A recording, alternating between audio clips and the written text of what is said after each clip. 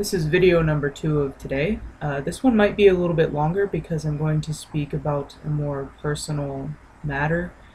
Uh, the What I wanted to talk about is my relationship with my partner. Uh, as usual, I will not be using any names. Uh, as many of you, if you've been watching my videos at all, have, or rather know, I have been with my partner, my boyfriend, for 3 years. We met online through a video game. We're both gamers. He probably wouldn't be too happy with me saying that, but I don't think very many people watch these blogs anyway, especially not the people that he'd care about watching them. Or maybe they do, and I'm just ignorant. Anyway, so we met on a game.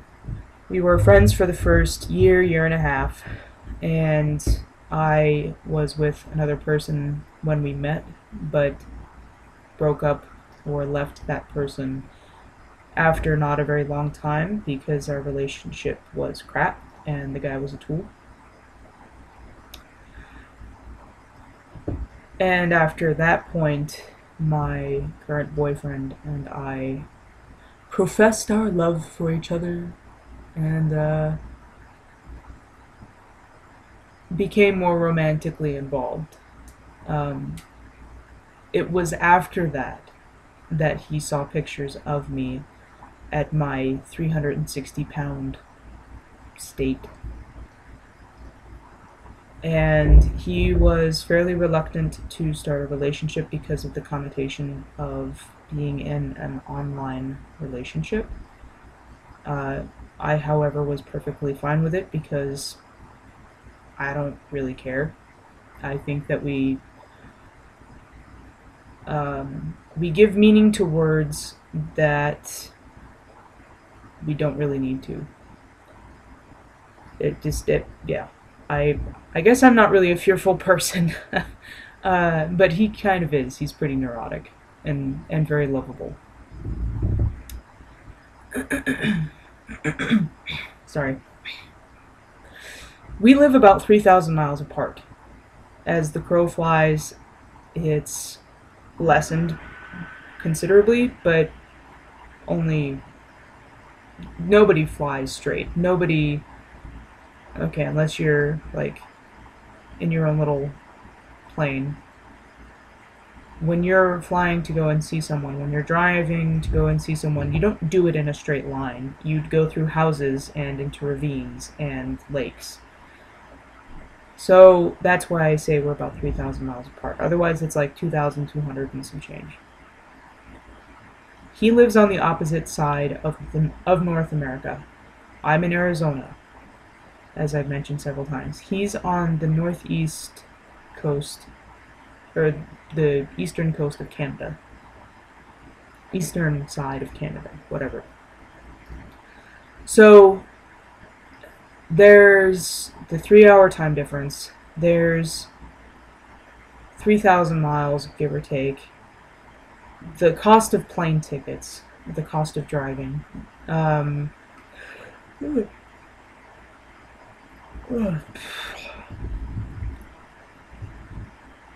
Yeah, we've seen each other several times, and that's very, very good.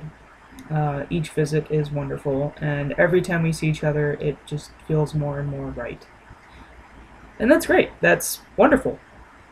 I feel very blessed to have him in my life, and I am quite sure that he feels the same way.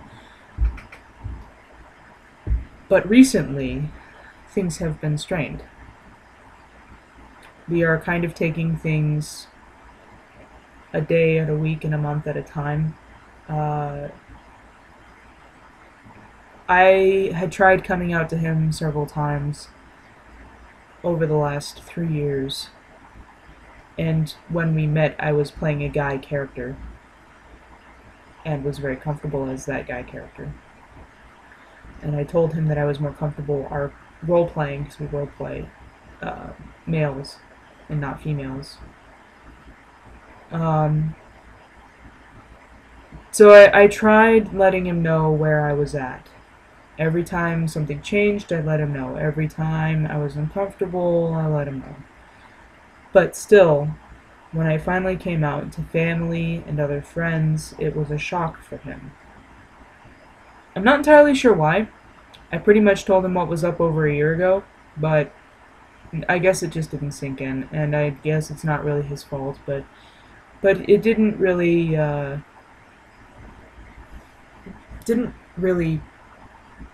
mesh with his own thought processes. And now he's sort of having to come to terms with everything. So on top of being a trans man in a gay relationship with a guy that considers himself heterosexual, who lives 3,000 miles away. Oh, and that's not even talking about immigration, because guess what? If you want to try to get into a Commonwealth, it's hard. And unless you work with a specific job set or you have family up there, kind of screwed. So that's another thing that we're dealing with is immigration. And there are so many different things to think about when you're in a relationship that you would not have to think about otherwise, but I would have to say that I would much rather be with my partner than not with him, regardless of the fact that this whole process would be much easier were I not in a relationship. I want to be with this guy for my life, for the rest of my life. He is my partner in every sense of the word. And I am not going to talk too much more because I can feel wetness in my eyes. So yeah, I feel really blessed to have him. I feel very much like every moment we spend together is a moment perfectly spent. And I would not have it any other way. There are times when I wish that I had just been born a woman up here because it would make things so much easier, but I can't change that. I can't just switch off being a guy. It doesn't work. I've tried. I'm sure many people watching this have tried. If you're a trans individual and you're watching this, then you know what I'm talking about. I've tried explaining more of what it means to be transgender to him, more of why I feel how I feel, but there isn't really a whole lot of logic behind emotions, and it's really hard to explain to a cisgendered male how it feels to be transgender. It's very difficult to explain that. So, yeah, relationships are hard. They're always hard. They're always work. And sometimes you get lucky and you find one that's a little bit less difficult, where it feels like it's natural and things just come more easily. If you find that, hang on to that. That's probably like your 90%, your person that is a great match. Hang on to that. Unless, he or she also beats you and, calls you shitty names, and then don't do that. That's not a good idea. But, if they're a good person, if they don't do those things, and it feels natural and great and wonderful, hang on to that. That's rare. That's where I'm at with my current boyfriend. He's a wonderful person, and I hope that I get to spend the rest of my life with him. So now that you've seen the innards of my life, at least my love life, stay tuned for other videos. I'm sure I will be making more soon. Thank you for watching.